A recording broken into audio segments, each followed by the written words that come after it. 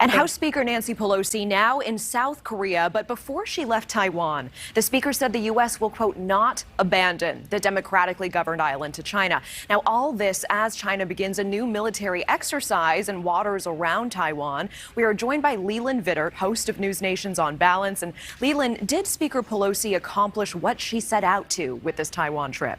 It depends on what you believe her goals were. If her goals were to bring attention to this issue of Taiwan, to bring attention to the issue that China has been the aggressor here and is looking to try and take this island back by force and take over this democratic enclave that supplies 90% of semiconductors to the world, then yeah, this was that moment.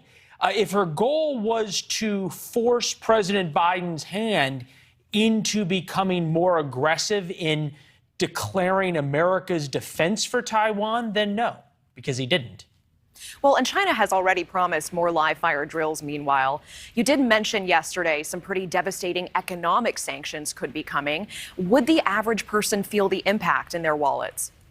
Yeah, right now, Taiwan is surrounded on all sides by the Chinese Navy. They say they're doing live fire drills on the line, basically, that Taiwan declares is there. They're 12 miles off of their coast. So it would be hard to be more threatening by China towards Taiwan than they are right now.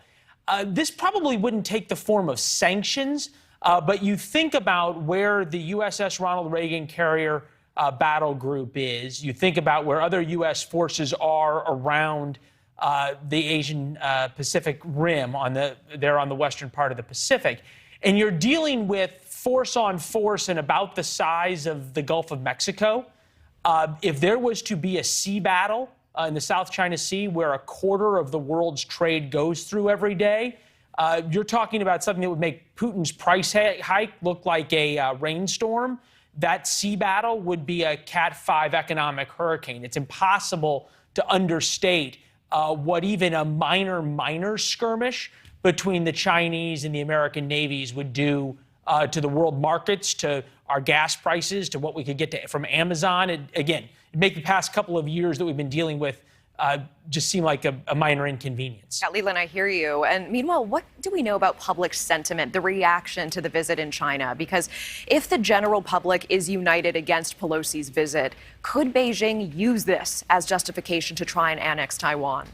It's a great question. It's very hard, obviously, to understand what real public opinion is in China because it's a communist nation. They're a lot blocked off from any news which their government does not want them to hear. It's the Great China Firewall in addition to the Great China Wall, or Wall of China. So hard to understand. There's no question, though, that Xi Jinping, who faces real economic issues at home in China on the mainland, who faces real economic uncertainty and real anger over his COVID lockdown policies, is looking for an enemy outside of China, and that enemy is the United States, who he knows he doesn't want to get into a war with. So he will focus that on Taiwan.